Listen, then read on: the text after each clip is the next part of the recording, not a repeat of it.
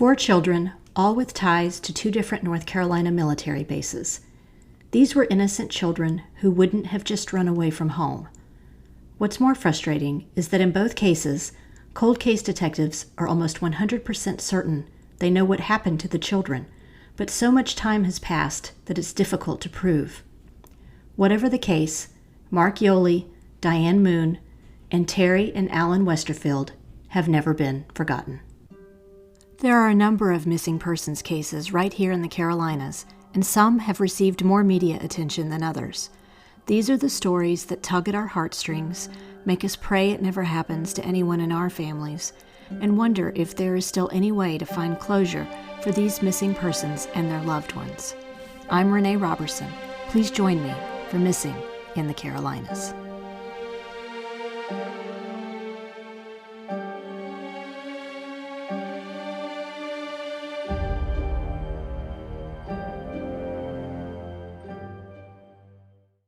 Episode 11, 4 Lost Children of North Carolina.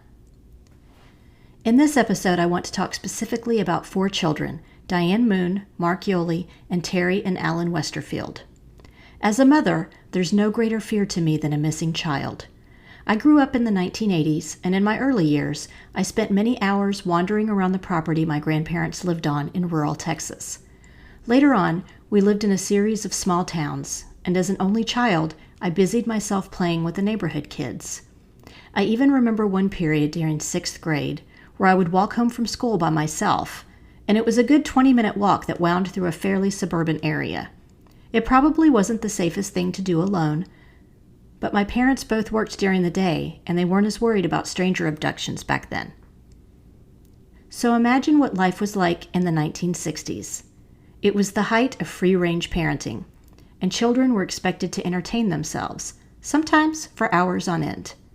I was a bit startled when I was scrolling through the photos of missing children from North Carolina and came across these 4 children with age progression photographs that would have put them in their mid to late 60s in present day. The reporter in me had a lot of questions about these kids, so I first started with the case of Diane Moon and Mark Yoli. Diane Moon was 7 years old, and her brother Mark was 2.5 when they went missing.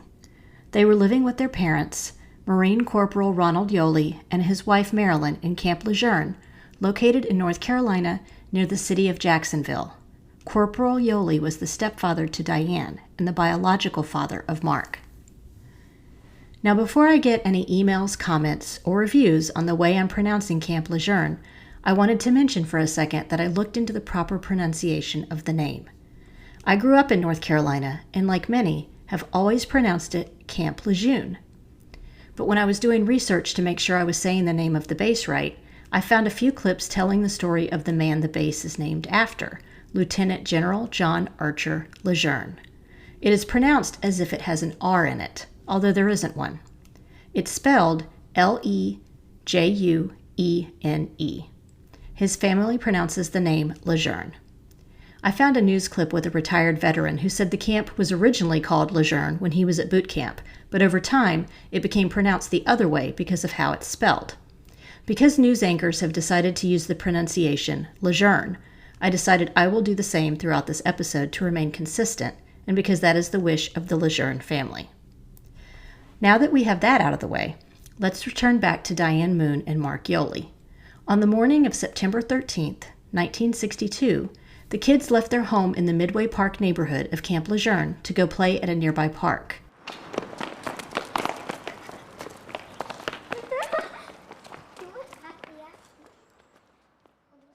The timeline for the day they went missing has some holes in it, since it happened so long ago, and it also sounds like the kids' mother wasn't in the habit of keeping a close eye on them. An article I found on the missingkids.org site said that Diane and Mark had a habit of wandering away from home while playing and had been hard to locate in the past. When Marilyn went to look for the kids later that afternoon, she couldn't find them.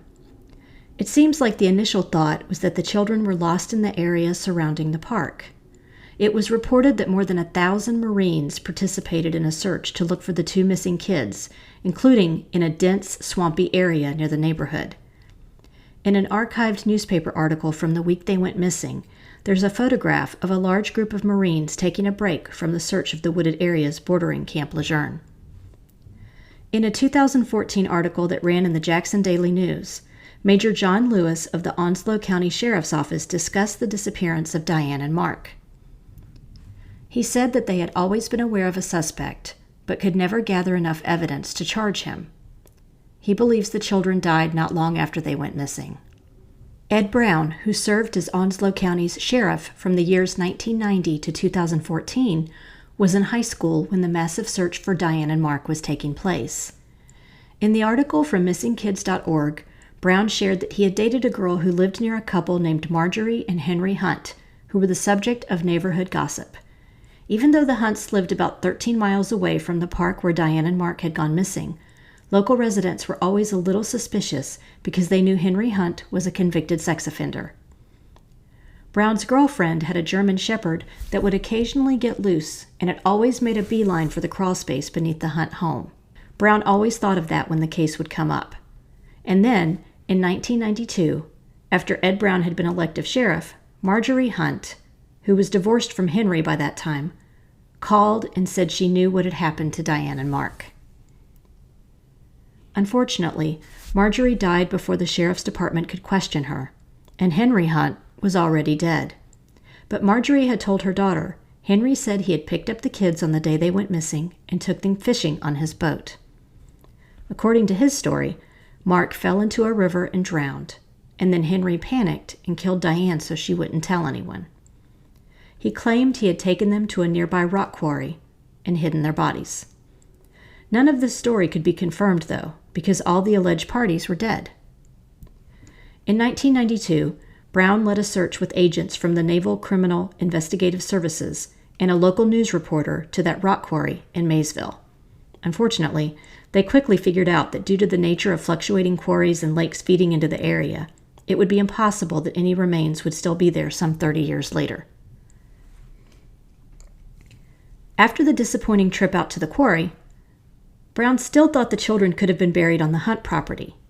But after a developer purchased the land and demolished the home, nothing was found where the crawlspace had been located except for a few animal bones. At the time they went missing, Diane had blonde hair, blue eyes, weighed about 79 pounds, and stood 3 feet 11 inches tall. She was wearing a white or printed blouse and shorts. She would be 66 years old now. Mark was wearing a t-shirt and brown shorts. He would be 60 years old now. The case is still considered open.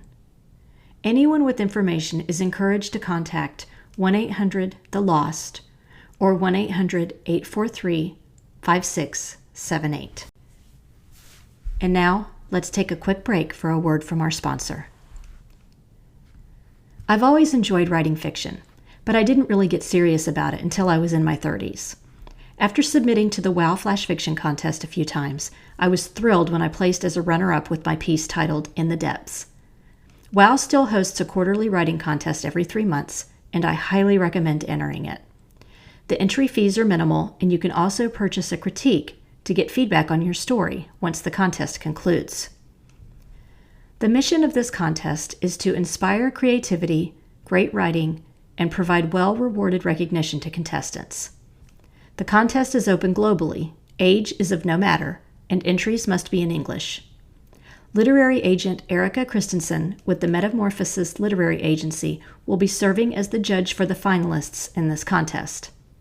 You can learn more about the guidelines at wow-womenonwriting.com. Submit your entry by August 31st for the summer contest. And now, let's get back to our next story. The original report about Terry Westerfield, age 11, and his brother Alan, age 7, was that their stepfather had dropped them off at the Broadway Theater on Hay Street in downtown Fayetteville, North Carolina, around 4 p.m. on September 12, 1964. The boys loved watching movies and would have loved catching a double feature, as they had done many times in the past. When their stepfather, Carl Bach, returned to pick them up, they weren't waiting for him on the corner outside the theater where they said they would be. Hours later, their mother Margie Westerfield Bach reported them missing. Before I go any further into this story, I want to take a look into the relationship between Alan and Terry's mother and stepfather.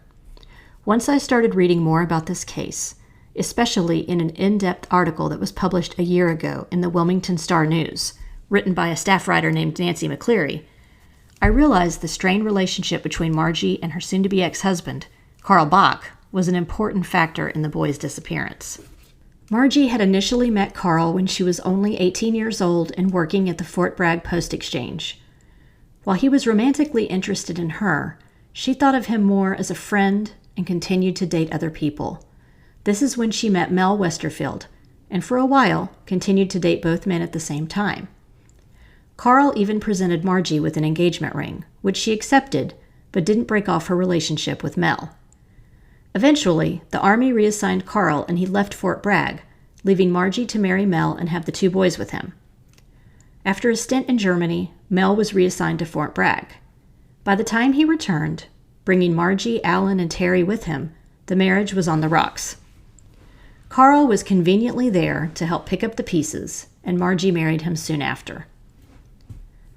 From the reports I've read with the investigators who worked on the case, Carl didn't really seem to care for the boys, which can put a strain on any marriage that already had a shaky start.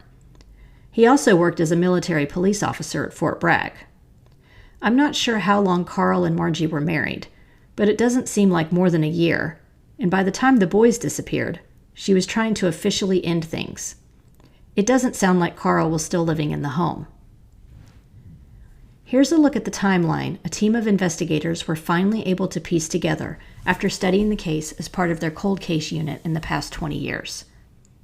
On Saturday, September 12th, Margie was scheduled to work an early shift at a local hair salon. She left the boys in the care of a babysitter, who was supposed to stay at the home all day. Around 11 a.m., Carl showed up and tried to convince the babysitter that he could stay there with the boys. She stalled until he convinced her to leave. Some of Terry's neighborhood friends saw Carl outside the home on the day of the boys' disappearance. This would have been before he took them to the movie theater. They saw Alan outside riding his bicycle, but not Terry. Now remember that Alan was the younger of the 2 boys at age 7.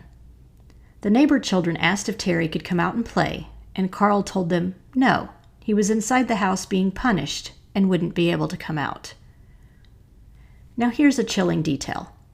Around 2 p.m., a neighbor reported seeing Carl standing by his station wagon that had been backed up to the house.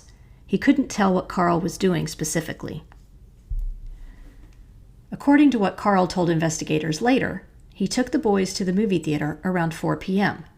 He then returned home to wait for Margie.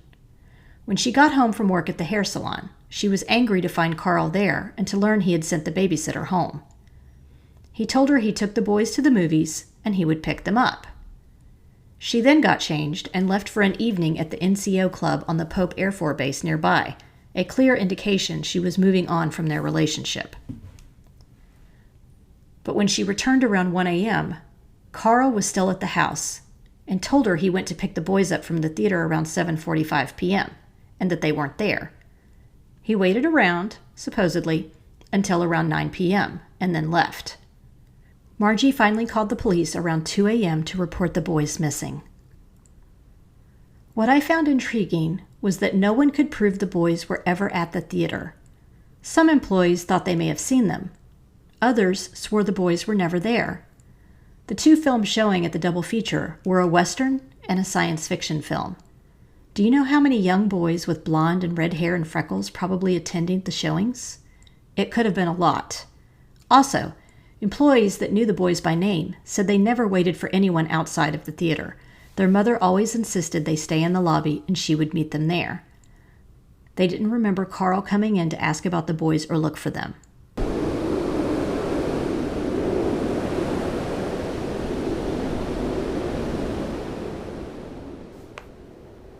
In the 48 hours that Terry and Alan went missing, Hurricane Dora, which was classified as a Category 2 hurricane, swept into the area, hindering any outside searches that could have taken place. The first thought that occurred to me is, why would Carl take the boys to the movie theater and drop them off for a fun afternoon if Terry was supposed to be punished? That story doesn't add up. Between the time he dropped off the boys at the theater and the time he picked them up, he claimed he was at Margie's home, reading the newspaper. Why was he hanging around the house with no one there? From what I could see in some archived news articles from 1964, the investigators with the Cumberland County Sheriff's Department initially met with criminal investigation agents from Fort Bragg in the days after the boys went missing. They also asked for assistance from the FBI. Detectives also followed up on tips that the boys could be in Bennettsville, South Carolina, or Chocowinity, North Carolina, where they questioned a woman who was dating Mel Westerfield at the time. Nothing ever came out of those searches, and it seems like Mel was eventually cleared as a suspect. He never stopped trying to locate his sons and followed up every lead that found its way to him. He took his own life in 1978. It sounds like investigators on a cold case task force led by the North Carolina State Bureau of Investigation zeroed in on Carl as a plausible suspect back in 2000. They traveled to West Virginia to interview him, where he was dismissive and cagey at 80 years old, refusing to even call the boys by their names. In 2012, 2 police detectives from the Fayetteville Police Department took another shot at interviewing Carl, and even offered him immunity if he gave any indication of where the boys could be found. He replied that he was a former military police officer, and he knew better than to take such a deal. Margie eventually moved to South Carolina and died in 2003 at the age of 73. Carl died in 2016 without ever providing closure for the Westerfield case. He was 93. The investigators in the unit believe the boys' remains will be found one day. Although there are age progression photos that exist showing what Alan and Terry would look like today, the most prevalent theory is that they died during the afternoon they were last seen.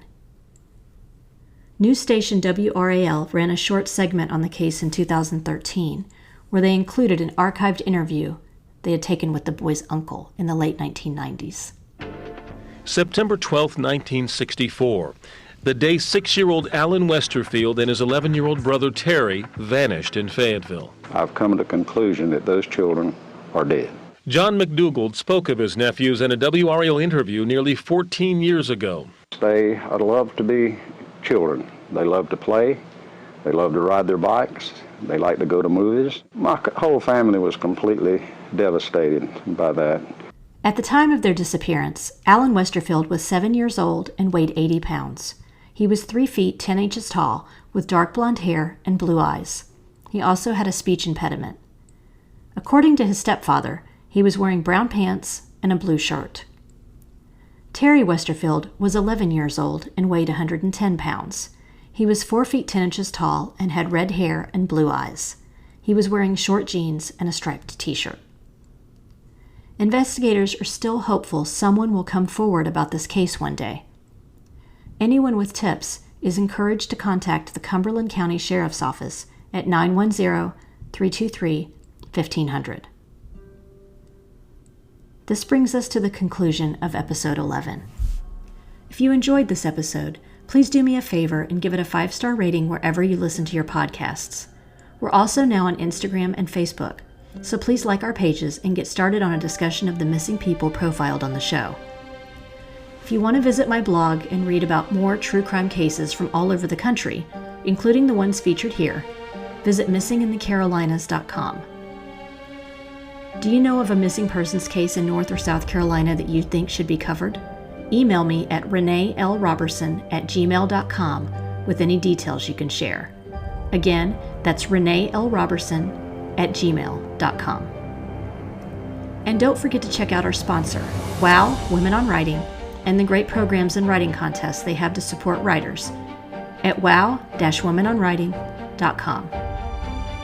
Cover art for this podcast was designed by Macintosh Multimedia. All episodes are researched and written by me, Renee Robertson, with sound editing provided by Mia Robertson.